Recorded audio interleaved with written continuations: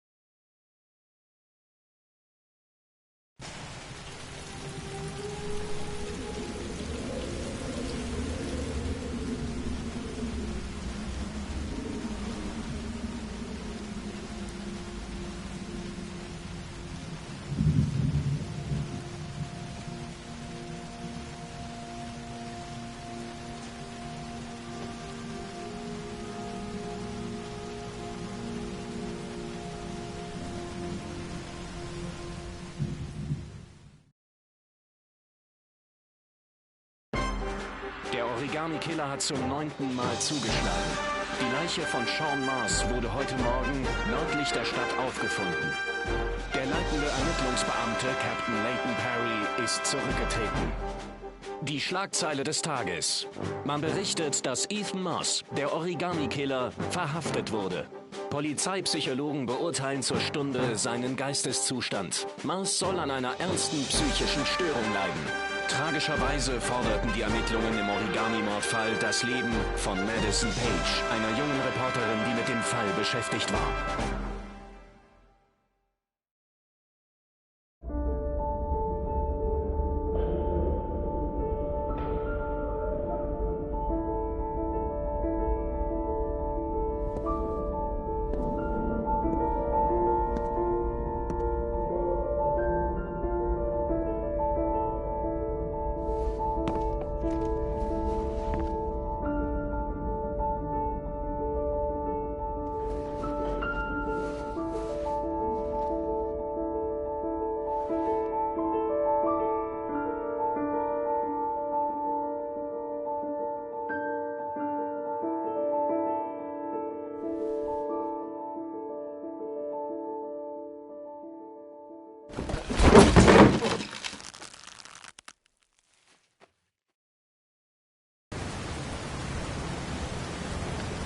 Madison Page wurde heute auf dem Friedhof Charity Cross beigesetzt. Ihr heldenhafter Tod im Entführungsfall Sean Mars hat landesweit einen tiefen Eindruck hinterlassen.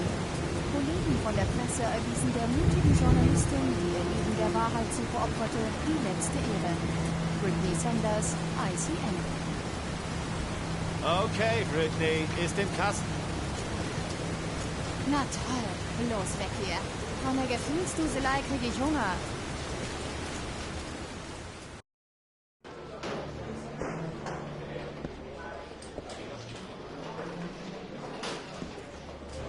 Die Beerdigung ist in 2 Tagen in einem gottverlassenen Kaff irgendwo hinter Washington. Und ich werde nicht drum rumkommen, daran teilzunehmen. Ich nicht. Jaden und ich kamen nicht so gut klar. Kein Problem.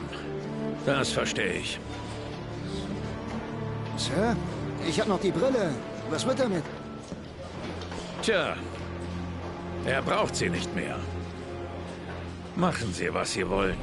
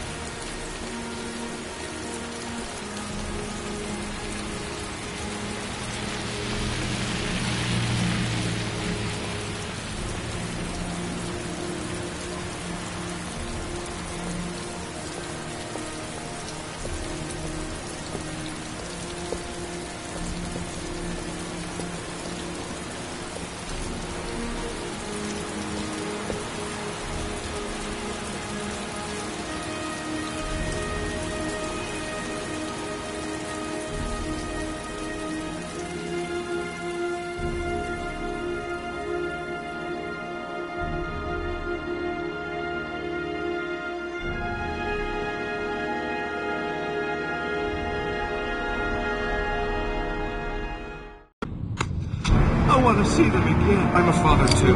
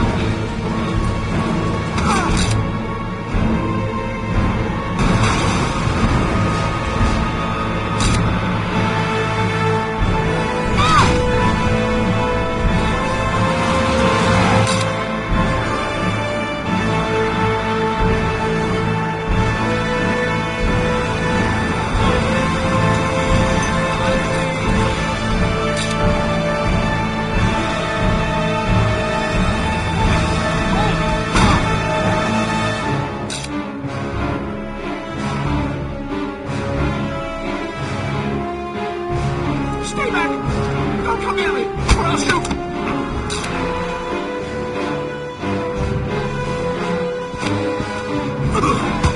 Fucking asshole.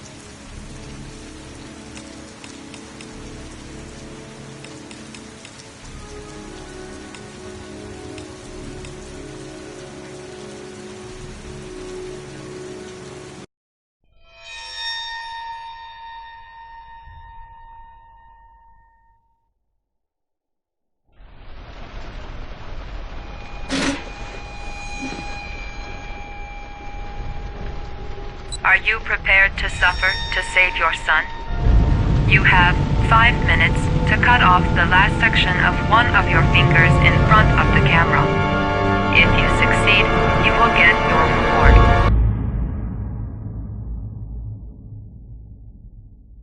Agent Norman Jaden, FBI. Good evening. My name's Scott Shelby. I'm a private detective. I'm investigating the case of the origami killers. I'd like a room. Madison Page, 27, single. Ethan Mars has had psychological problems since his first son died. He is haunted by visions of drowning bodies. A few weeks ago, after one of our usual sessions, I found this on the floor. It must have fallen out of his pocket. Ash, I want you to assign every available man to finding Ethan Mars. I want you to keep an eye on the train stations, the airports, the bus terminals. I want every cop in the city on his ass, so that if he moves, we know about it.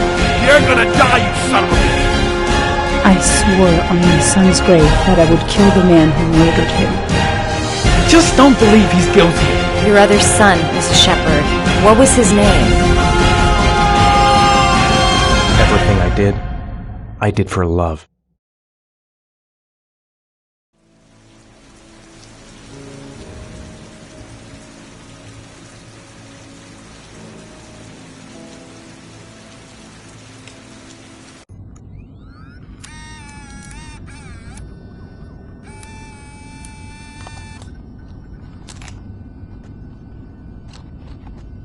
Go ahead, take a seat. Can you give me your name and your age, please? My name is Mary Smith. I'm 24. Have you ever taken any acting lessons, Mary? Not really. I couldn't afford it, but I watch a lot of films and I learn so much by watching them. Have you shot anything recently? I've had a few bit parts, little things here and there, nothing very serious for the moment. I'm always too tall, too short, wrong hair. There's always something wrong with me. Okay, have you learned your lines? Yes. Let's get started. Mark it, please. Casting Heavy Rain, actress Mary Smith, take 1. And action. The first time I saw you, I knew you were the one. I thought these things only happened in the movies, you know? The pounding heart, the sweaty hands, and the shaky legs. I was coming out of the theater, and it started pouring heavy rain, so there I was, soaking wet. Teeth chattering, freezing cold, and then you came up to me. You looked at me straight in the eyes and you said, "Need an umbrella, miss?" You sent me flowers for weeks and you said you'd love me forever. 3 months later we were getting married. God, it sounds so stupid. It's such a corny romance. But real life never ends up being what you think it's going to be. You think it's going to be one big happy fairy tale. And then one day you wake up in an average little house, leading an average little life, and your real dreams are about paying the bills and maybe someday getting a bigger TV. And you realize that maybe that wasn't the life you were dreaming of. You realize maybe things could have been different. And maybe I actually could have lived with all of that, but then one day it all just starts. It starts with something small. A little lipstick on a collar, a few nights when you come home a bit late. At first I tell myself that I'm crazy, that you would never do such a thing. But just to ease my mind, one night I follow you as you leave the office. I follow you to the CD hotel where you meet the girl. And then my whole world falls apart.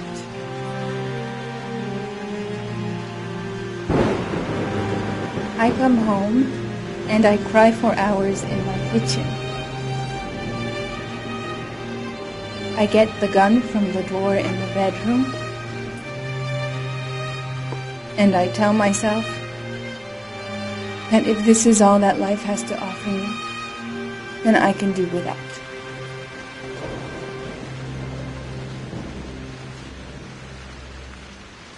But then I change my mind.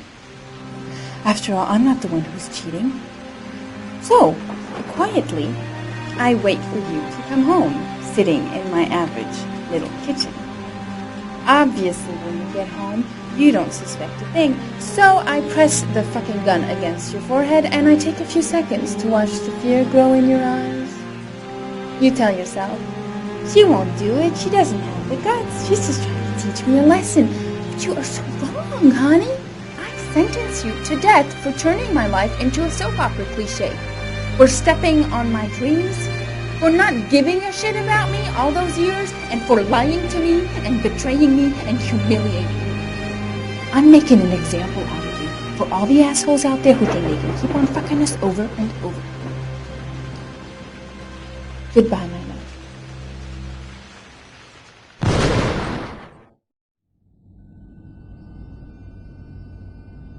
So, how was it? Very nice, very nice. You think I might stand a chance? Someone will get in touch with you and let you know. She wasn't too bad, huh? Doesn't matter, she's too tall for the part. Next!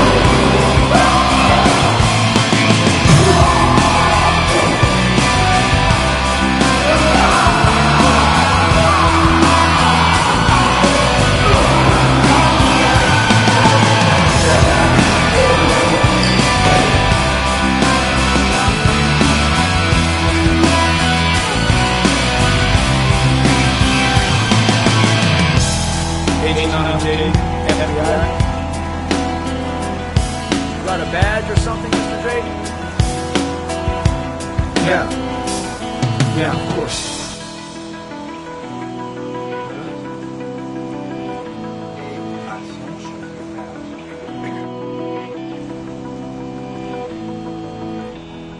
Check. You can pass.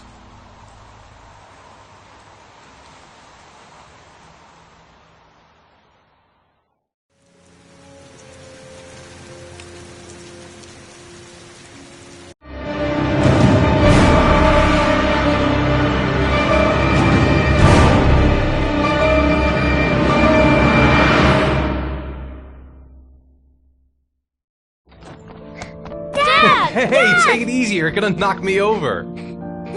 So this is your big day, huh? Am I grown up now? 10 years old, that's not exactly grown up, but you're getting there. So, could you just give me a name for the camera? My name is Pascal Langdale. What is the text that was given to you? I have Norman, Jaden, and Ethan as well. Sean may be dead in a few hours. He wants to test me. He wants to punish me for Jason's death. I'm the one who should have died. I wanted to save him. I would have done anything to give my life for his, but I couldn't. Not a day goes by that I don't see his face. Now Sean has got nothing to do with that, nor do any of the other children. This has to stop. You've got to hand yourself into the police. Look, if I hand myself into the police, I lose all chances of finding Sean. They'll question me, but I won't be able to tell them anything because I don't know anything. I don't know what happened. Ethan, you may have killed those children. You don't know what you're capable of. You must hand yourself in. I have to save Sean at all costs. He may be a prisoner somewhere, and I'm the only one who knows where. If I have to face up to all these trials to prove to myself that I love my son, then I'll do it. Ethan, it's crazy. You have to hand yourself in. I'll hand myself into the police when I have found Sean. Now, don't... Promise me you won't inform on me until I have found my son. Recent report indicates that the police are now treating this as another kidnapping. Hello there, sweetheart. What can I do for you? To find the child. I'd like a room. I'm Michael Nettie for ICN. For you? Anything. That's for sure. I'm 25. I've been modelling for 5 years. I didn't mean to get into modelling at all. I was scouted on the street. I was shopping with my mum. The last time I saw him, he was watching a convoy of trucks going by. I was about 50 yards away. And he suddenly turned and looked at me. Locked on my eyes. And I didn't realise what was happening straight away. I heard cries from behind me. Everyone started running in slow motion. I just remained motionless, locked on his gaze. I hadn't noticed the detonator in his hand. Your vast experience hasn't prevented 8 victims from being murdered. Fucking asshole! Blake, if you've got a better plan, I'm willing to listen. Don't be shy. I'm all ears. Yeah, Leon Ockenden. Can you tell me a little bit what you've done recently? The last thing I did a thing called Richard the Lionheart for the BBC. Corda confessed. You beat him all night to make him talk. He would have confessed to Kennedy's assassination if you asked him. Your confession is a heap of shit. Corda is not the origami killer. He's a sick child killer, but he has nothing to do with the disappearance of Sean Mars. We have lost time for nothing, and all this time it continues to rain. According to the weather forecast, we've got less than 12 hours before we reach 7 inches of rainfall, and we haven't the remotest idea where Sean Mars is. Excellent. I bought 10 minutes of your time, didn't I? All I ask is that you use that time to answer some questions. So, this is where you work? Disappointed? No, it's just very different from what I imagined. How do you become a private-eye? Well, I was a cop for 20 years, and one fine day my wife decided to run off with, so You should see all the faces of the husbands when they first discover that I know that they have a mistress. It's like a little kid, their hand caught in a cookie jar. You know, I could have tripled my salary. You know, if I accepted everything they promised me, just to keep quiet.